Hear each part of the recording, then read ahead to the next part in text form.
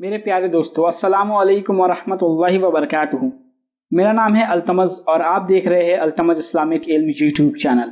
آج ہم اس ویڈیو میں آپ کو بتا رہے ہیں شادی کے بعد پہلی رات یعنی سہاگ رات منانے کا اسلامک طریقہ کیا ہے۔ یہ ایک اہم مسئلہ ہے۔ بہت سے لوگوں کو اس مسئلے کا صحیح علم نہ ہونے کی وجہ سے وہ ایسے کام کر دیتے ہیں جو اسلام میں منع ہیں۔ اس لیے آج ہم اس ویڈیو میں سہاگ رات منانے کا اسلامی طریقہ کیا ہے یہ بتا رہے ہیں۔ آپ ان باتوں کو صرف اسلامی طریقہ سمجھنے کی نیت سے سنیے، علم حاصل کرنے کی نیت سے سنیے، کسی طرح کی کوئی غلط سوچ نہ رکھے، دل میں کوئی گندگی نہ رکھے اور کامنٹ میں بھی کچھ غلط یا برا مت لکھے۔ ہمارا مقصد صرف لوگوں کو اسلامک طریقہ بتانا ہے۔ جن لوگوں کو اس طرح کے مسئلے مسائل کا علم نہیں ہے ان کو صحیح علم دینا ہے۔ ویڈیو کو پورا آخر تک ضرور دیکھیں اور دھیان سے سنیں۔ ویڈیو بہت ہی زیادہ اہم ہونے والی ہے۔ ویڈیو کو لائک کر دیجئے اور اپنے دوستوں کے ساتھ زیادہ سے زیادہ شیئر کر دیجئے۔ اس کے علاوہ التمز اسلامک علم یوٹیوب چینل کو سبسکرائب کر کے بیل کے آئیکن کو بھی ضرور دبا دیجئے۔ نکاح کرنا سنت ہے اور اسلام کا ایک حصہ ہے۔ اگر کوئی شخص بنا کسی جائز وجہ کے نکاح نہیں کرتا یا نکاح کرنے میں دیری کرتا ہے تو یہ اسلام کے خلاف ہے۔ اس لیے ہر ایک انسان کو نکاح کرنی چاہیے۔ جن لوگوں کی شادی ہونے والی ہوتی ہے ان میں سے بہت سارے لوگوں کے دماغ میں کچھ سوال ہوتے ہیں کہ اسلام کے حساب سے شادی کے بعد یعنی نکاح کے بعد پہلی رات میں کیا کرنا چاہیے، اس کو منانے کا اسلامک طریقہ کیا ہے، شریعت کے حساب سے اس کا کیا طریقہ ہے۔ سب سے پہلی بات، جب انسان نکاح کرے تو اپنی بیوی کے ساتھ الفت اور محبت کا معاملہ رکھے، اور نکاح کے بعد جب بیوی سے پہلی بار ملے تو اسے کچھ تحفہ یا کچھ کھانے کو دے۔ یہ سنت سے ثابت ہے۔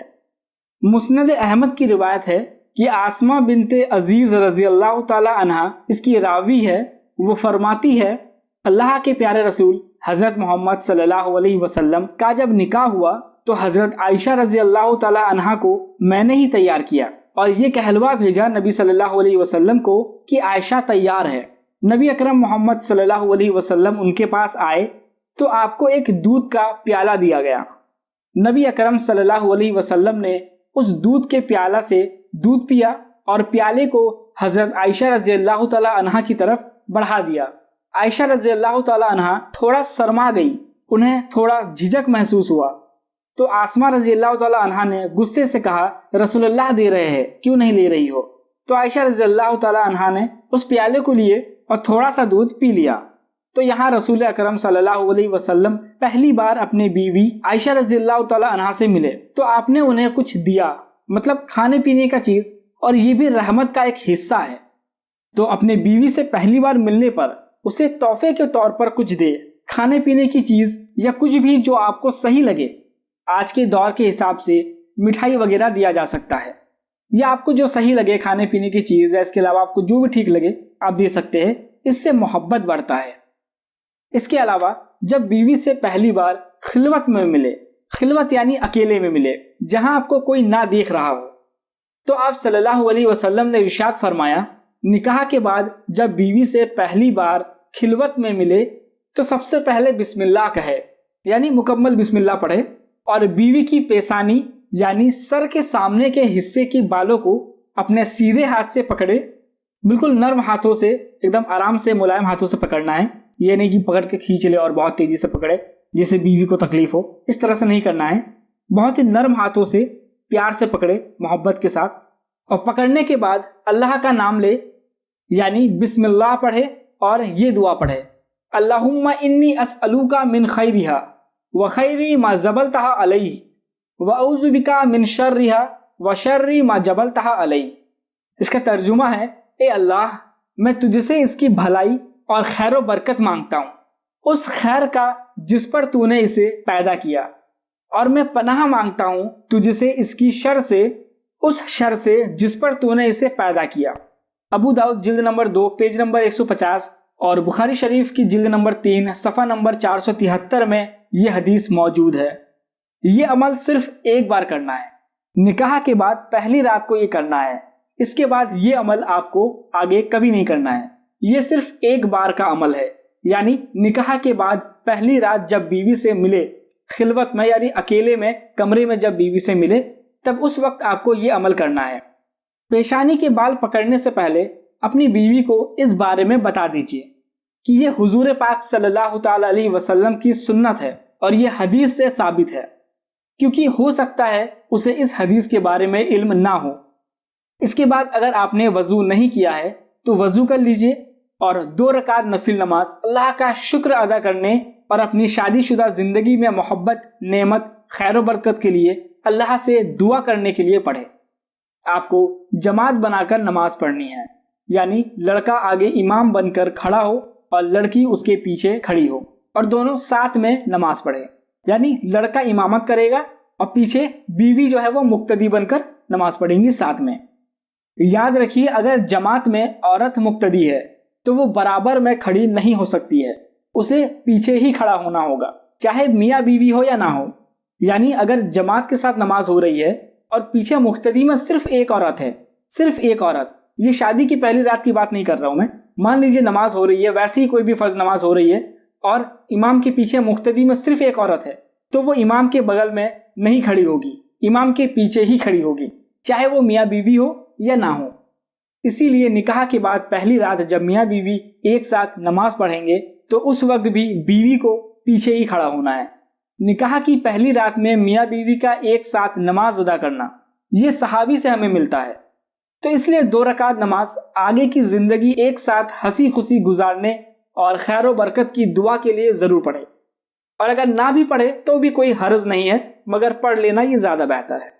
नमाज मुकम्मल होने के बाद शादी खैरियत से होने के लिए अल्लाह का शुक्र अदा करें और दुआ कीजिए, ए अल्लाह तेरा शुक्र और एहसान है कि तूने हमें ये दिन दिखाया और हमें इस खुशी व नेमत से नवाजा और हमें अपने हबीब सल्लल्लाहु ताला अलैहि वसल्लम की सुन्नत पर अमल करने की तौफीक अता फरमाई।